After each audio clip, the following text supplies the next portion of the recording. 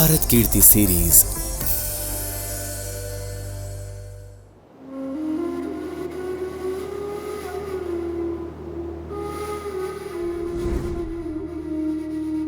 Namaste and welcome to the world of the Mauryans, the world of Chandragupta Maurya, the world of Acharya Chanakya, and also welcome to the world of Urnabhi, the historical fiction series that I have been writing for a few years, which is based on the background of the wonderful Mauryan kingdom. I would like to take you on a journey back into the past, a peep into the India 2300 years ago. What was it like? Before I go on to tell you what this video series is all about, a word of thanks, 2 words of thanks in fact. One to my publisher, Roli Books, for publishing the series Urnabhi, for believing in me. Thank you Priya and thank you Neelam. And the other word of thanks is due to Swarajya magazine. Amar and Prasanna encouraged me to write a historical column every week for their magazine between 2016 and 17, and that is from where the germ of the idea for this series originated. So thank you, and people who read the columns in Swarajya will find a bit of a parallel with the subjects that we deal with in this series. So now let's go on to what I actually want to do. I want to bring the past into the present. We share the past in terms of the space continuum, but do we share the past in terms of time? No. There is a yawning chasm, there is a huge gap. We just don't know what exists in the past. It's ignorance, it's also the passage of time, and that obscures the beautiful, diverse, complicated view of the past that we deserve to know. So that is what I am going to do in this video series. I am going to bring Mauryan India into your homes, into your minds. You are going to see what the world of the Mauryans was like. And was it a little similar to our world today?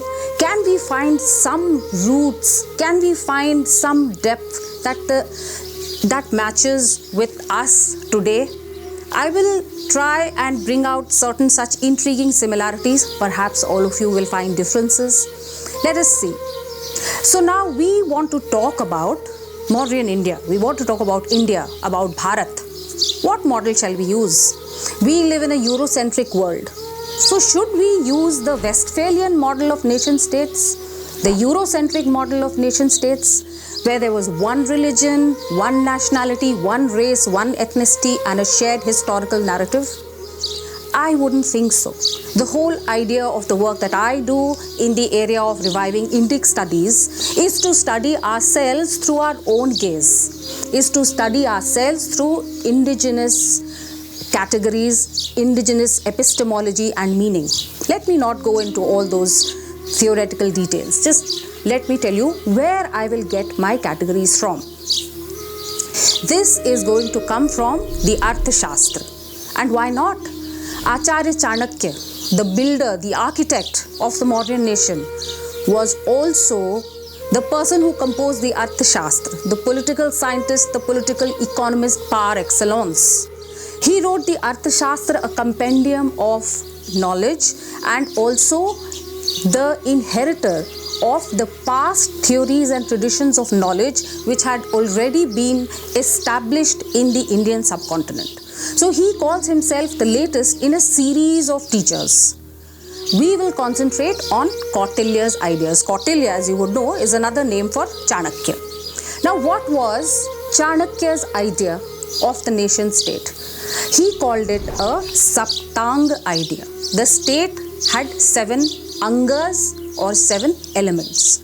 And this is how I am going to frame the entire narrative of this video series.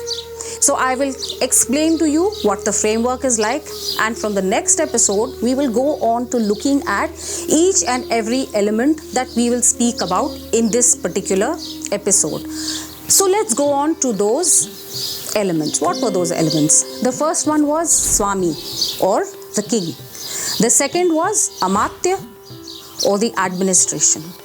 The third was Janpad, or the land and the people. The fourth and the fifth were Durg and Dand, fortress and army. The next was Kosh, that is treasury. And the last was Mitra. We can call it as international relations if we like. Now, none of these words is actually familiar to us. We have not been brought up to know our own categories or elements. So I will have to explain all these just a little bit. So let's start with Swami. Swami is the king. That is a fairly easy concept to understand. We live in a democracy today. We don't live in a monarchy. However, we do have one person at the head of our nation. So was Chandragupta Maurya's Jambudweep the same as Modi's India? What was the Swami or the king? What were the similarities or differences in what you would think is a completely different system of the autocratic monarch? And here we have a democracy. But when we look at it, we will find some very interesting parallels which will also draw us to looking at the origins of democracy in India, in the India of the ancient past. That is as far as Swami goes. Next we come to Amatya. Now the Mauryan state was a highly complicated, rich, prosperous and huge one. It had an intricate system of administration, a number of ministers, as we would call them today, a number of departments, secretaries, etc. Doesn't that sound really familiar? I come from the bureaucracy. And believe me, when I read the Arthashastra, I am reminded completely of the kind of bureaucracy I used to work in today's India. So that is Amatya. The next is Janpad. Now I want you to remember this word very carefully. Janpad is land and people, and this is going to be, of course, our focus, because what do we want to know? We want to know what our land was like, the geography, the history, the people, religion, society, culture. What did people do? How did they live, eat, love? What was their life like? And I will paint a picture which will make you see their life in front of you. So Janpad is what we are going to focus on the most. Not that we are going to ignore the other categories, but this is definitely going to take up a lot of our time. The next is the security aspect of it. The Durg and the Dand.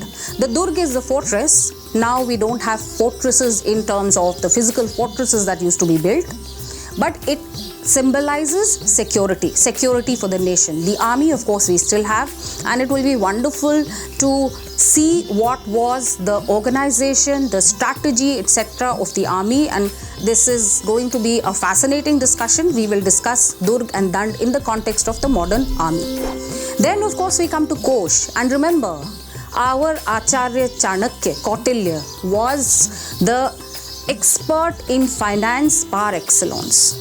His focus is economics, his focus is finance. According to why did he call his book Arthashastra? What is Arth? Arth is the economy. And he was a master par excellence. The Mauryan kingdom had come up with many financial innovations and many currency innovations which made it the power that it was. Trade, army, currency, these were some of the things which made the Mauryan Empire the behemoth that it was. And we will consider all this when we look at the finance aspect of it. And the last, but definitely not the least, is Mitra. What is Mitra? Each nation state lives in a world around it. It's not in isolation. It's not an island. So it lives in a world around it, and it has certain relations with all the people, all the countries around it. Some are friends, some are enemies, and Chanakya has a highly sophisticated system of understanding international relations. And believe you me, you are going to be fascinated, and you would never have thought that a system developed 2300 years ago could have so much relevance today. You will look forward to the discussion of Mitra, Amitra, Ari Mitra like nothing else. So here we have all the 7 elements, and here we have the framework through which we are going to consider everything that was there in Mauryan India, which I want to bring to today's India. The first episode will follow this introduction, and I look forward to seeing all of you in the next episode, which is going to be called Jambudweep. Namaste. In the next episode, we will explore the concept of Swami or the king the first element of the Saptang state.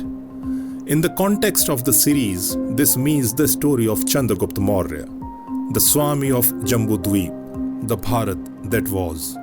Our gaze will range over the geography of this ancient Karmbhumi, the astonishing tale of Chandragupta, the goatherd turned Chakravarti Samrat, and the concepts of king and kingship in the Earth Shastra. So wait for it.